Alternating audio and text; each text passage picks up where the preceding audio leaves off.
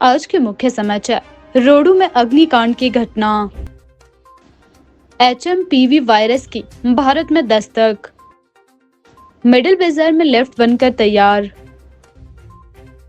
Railway station taxi operator union पहुंचे SDM office. एक प्रमुख अपराधी कई वर्षों बाद चंडीगढ़ से पकड़ा गया।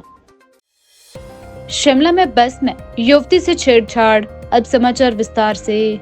हिमाचल प्रदेश के रोडू में एक आग की घटना पेश आई है। यहाँ कल रात को लगभग 8:30 बजे श्यामलाल पुत्र दीवानचंद निवासी कोटांडा के घर में अचानक ही आग सुलग गई, जिसमें रखा गया सारा सामान जलकर राख हो चुका है। वह श्यामलाल की माता दूसरी देवी पत्नी दीवानचंद की आग में झुलसकर मौत भी हो चुकी है। प्रशासन की तरफ से फौरी राहत के तौर पर 10,000 रुपए की राशि प्रदान की गई है। 5 साल पहले चीन से निकले कोरोना कोविड-19 नामक एक वायरस ने दुनिया भर में तबाही मचाई। लाखों लोगों की मौत हुई। दुनिया ने पहली बार लॉकडाउन देखा। हर कोई घरों में कैद हो गया। एक बार फिर दुनिया पर वैसा ही संकट मंडरा रहा है। चीन से आया एचएमपीवी वायरस कोरोना वायरस की तरह दुनिया में फैल रहा है। चीन में इसके मामले लगातार बढ़ रहे हैं। कई रिपोर्ट्स के मुताबिक चीन में आपातकाल लग चुका है। हालांकि सरकार और WHO ने इस पर चुप्पी साधी हुई है। कोरोना की तरह यह वायरस भी चीन से फैलकर कुछ ही महीनों में 5 देशों तक फैल चुका है। इस रहस्यमयी बीमारी के भारत में दस्तक देने से क्या यह माना जाए कि खतरे की घंटी बज सकती है? भारत समेत चीन के अन्य पड़ोसी देशों में इसके केसों ने रफ्तार पकड़नी शुरू कर दी है। सोमवार 6 जनवरी को ही भारत में इस वायरस के 6 मामले सामने आए हैं। 2 कर्नाटक से, एक गुजरात और कोलकाता से एक और चेन्नई से 2 सामने आए हैं। इसकी संक्रमण रफ्तार, लक्षण और इफेक्ट कोरोना से काफी मेल खाते हैं। हेल्थ एक्सपर्ट्स ने एचएमपीवी वायरस के बारे में यह स्पष्ट किया है कि यह वायरस कोई नया वायरस नहीं है। इसकी पहचान सबसे पहले वर्ष 2001 में हुई थी और कई वर्षों से ये विश्व भर में फैल रहा है। एचएमपीवी वायरस एक ऐसा वायरस है जो हवा के जरिए सांस लेते समय एक दूसरे में फैलता है। यह सभी आयु वर्ग के लोगों में संक्रमण का कारण भी बनता है। यह विशेष रूप से सर्दी और बसंत के मौसम के शुरुआती महीनों में अधिक देखा जाता है। चीन में जो एचएमपीवी वायरस के मामले पर हाल ही में आई रिपोर्ट्स पर स्वास्थ्य मंत्रालय ने Indian council for medical research के साथ और national centre for disease control के साथ और वर्ल्ड हेल्थ ऑर्गेनाइजेशन के साथ चीन सहित पड़ोसी देशों में स्थिति पर कड़ी निगरानी रखे हुए है। WHO ने भी स्थिति का संज्ञान लिया है और जल्द ही वो भी अपनी रिपोर्ट साझा करेंगे हमसे। ICMR Indian council for medical research और integrated disease surveillance programme IDSP के साथ उपलब्ध सांस संबंधित वायरस के देशव्यापी डेटा को भी समीक्षा की जा रही है और भारत में किसी भी कॉमन रेस्पिरेटरी वायरल पैथोजन में किसी भी प्रकार की वृद्धि नहीं देखी गई है। जॉइंट मॉनिटरिंग ग्रुप की बैठक 4 जनवरी को आयोजित की गई थी और स्थिति का जायजा लिया गया है। देश के हेल्थ सिस्टम्स और सर्विलेंस नेटवर्क्स किसी भी उभरते हुए हेल्थ चैलेंज के प्रति क्विक रिस्पांस देने के लिए सक्षम है और तैयार है। हम स्थिति का क्लोज मॉनिटरिंग कर रहे हैं। हम स्थिति का बहुत नज़दीकी से जायजा ले रहे हैं और हम ये कह सकते हैं कि हमें चिंता का कोई कारण नहीं होना चाहिए। स्वास्थ्य विभाग इन सारी बातों पर नजर रखे हुए है। राजधानी शिमला के लोअर बाजार में मिडिल बाजार पहुंचने के लिए अब लोगों को सीढ़ियां नहीं चढ़नी पड़ेगी। स्मार्ट सिटी मिशन के तहत तैयार की गई 24 मीटर ऊंचे लिफ्ट सोमवार को शुरू हो चुकी है। लोक निर्माण एवं शहरी विकास मंत्री विक्रमादित्य सिंह ने इसका शुभारंभ किया। 8 लोगों की क्षमता वाले इस लिफ्ट का किराया 10 रुपए तय किया गया है।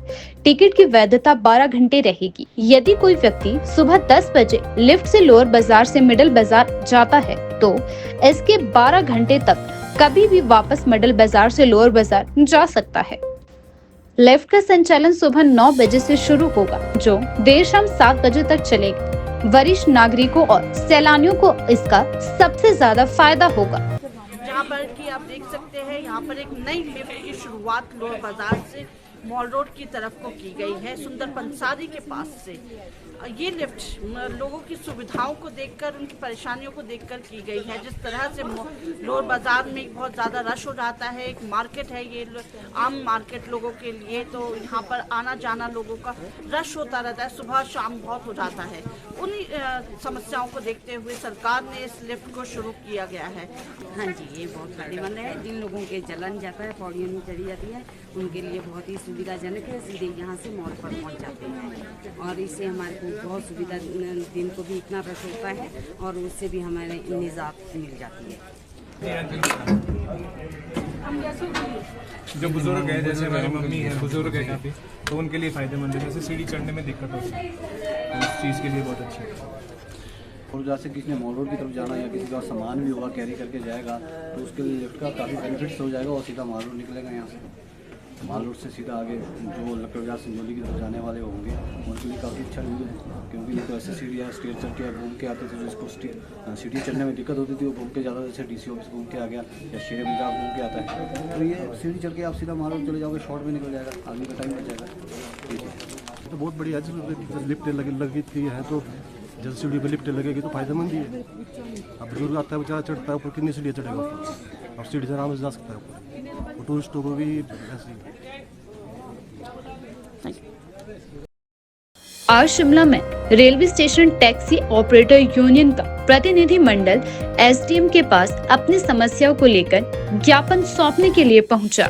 साथ ही उन्होंने जानकारी देते हुए बताया कि हम सब रेलवे स्टेशन पर 30 से 35 वर्षों से काम कर रही है। वहां पर जो पार्किंग है उसका हर तीसरे वर्ष टेंडर होता है।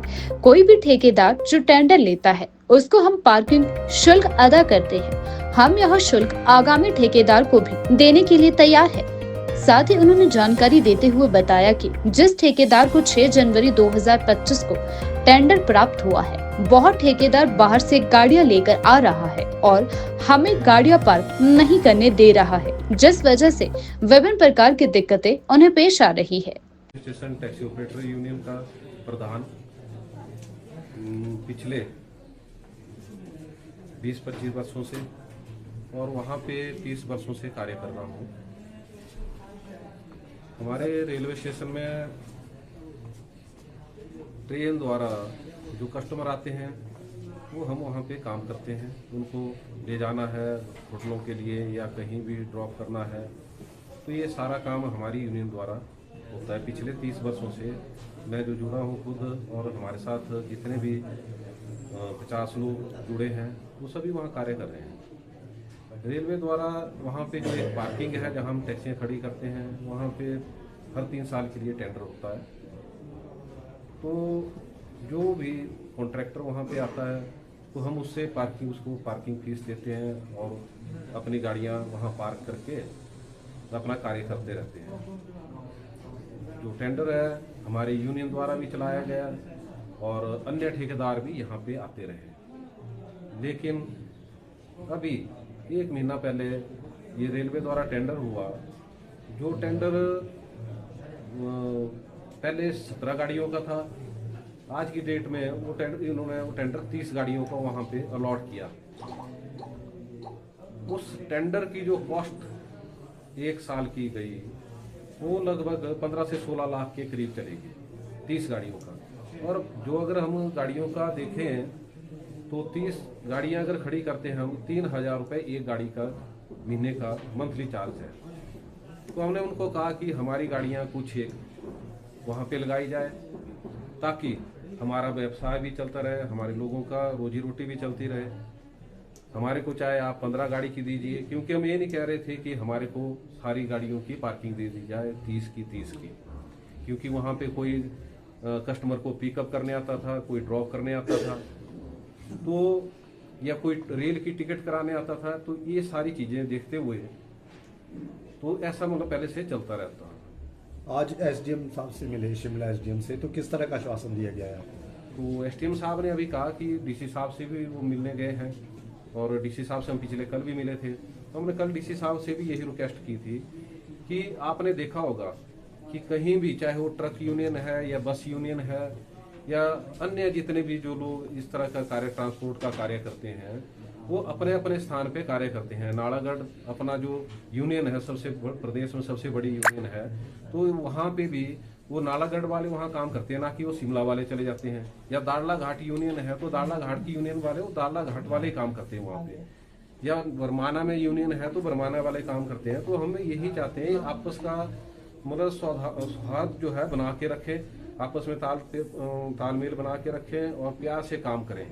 लेकिन जो इस कॉन्ट्रैक्टर ने वहाँ पे जो है कुछ एक लोग बाहर से, कोई कुफरी से, कोई कहीं और से, कोई कहीं और से यहाँ पे माहौल ख़राब करने की एक कोशिश की है, ताकि हम जो है टैक्सी वाले जो हम उनको कह रहे हैं कि हमारे से जो आपका रेट है वो ले लीजिए, उसके अलावा वो अपना जो है ओवर रेट चार्ज करने के लिए उन लोगों को बुलाया गया और हमारे को वहाँ पे तंग किया जा रहा है। मेरा नाम मनोज कुमार है और हम सब लोग पुराने बस स्टैंड में प्री टैक्सी एसोसिएशन में टैक्सीज चलाते हैं 1993 से, और उसके लिए हमारे को ऑफिस और पार्किंग स्पेस और जो काम करने के लिए 3 गाड़ियों के लिए गाड़ी खड़ी करने का स्थान वो गवर्नमेंट हिमाचल प्रदेश द्वारा दिया गया है। हमारे साथ में अंदर कुछ रेलवे पार्किंग में और कुछ दिन रात आउटसाइडर टैक्सीज वाले आते हैं और ज़बरदस्ती हमें परेशान करते हैं। कभी हमारे पॉइंट्स पर गाड़ियां लगा जाते हैं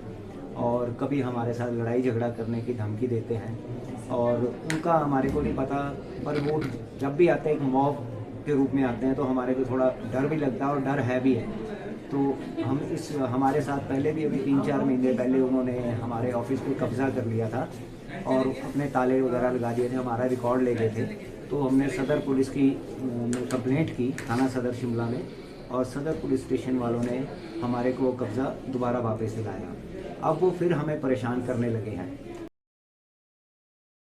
हमीरपुर पुलिस ने एक प्रमुख अपराधी मनदीप सिंह जिसे 2011 में हत्या के मामले में उम्र कैद की सजा मिली थी, पुलिस ने उसको पकड़ने में सफलता प्राप्त की है। यह अपराधी चंडीगढ़ से गिरफ्तार किया गया है, जहां वह वर्षों से फरार चल रहा था। मनदीप सिंह ने 2011 में एक हत्या की थी, जिसके लिए उसे अदालत ने उम्र कैद की सजा सुनाई थी। हालांकि कुछ समय बाद उसे पेरोल पर रिहा किया गया था, लेकिन वह इसके बाद से फरार हो गया था। उसके फरार होने के बाद पुलिस उसकी तलाशी में जुटी रही। भगौड़ा मनदीप सिंह ने अपनी पहचान छिपाने के लिए एक नकली आधार कार्ड तैयार करवाया था। इस नकली कार्ड पर उसका नाम सुनील कुमार था, जिसके जरिए वह जम्मू और पंजाब के विभिन्न हिस्सों में घूमता रहा। 2017 में मनदीप सिंह ने ऊंट में एक सुसाइड नोट छोड़ा और अपनी मोटरसाइकिल नदी के किनारे खड़ी कर दी और वह बस में बैठकर फरार हो गया। तब से उसकी कोई खबर नहीं मिली थी। पुलिस द्वारा की गई कार्यवाही में मनदीप सिंह को आखिरकार चंडीगढ़ से गिरफ्तार किया गया। इस गिरफ्तारी को लेकर हमीरपुर पुलिस अधीक्षक भगत सिंह ठाकुर ने प्रेस वार्ता में बताया कि पुलिस ने विभिन्न सुरागों के आधार पर मनदीप सिंह को पकड़ा है। पुलिस ने यह भी कहा कि इस गिरफ्तारी से अन्य फरार अपराधियों को भी एक कड़ा संदेश जाएगा।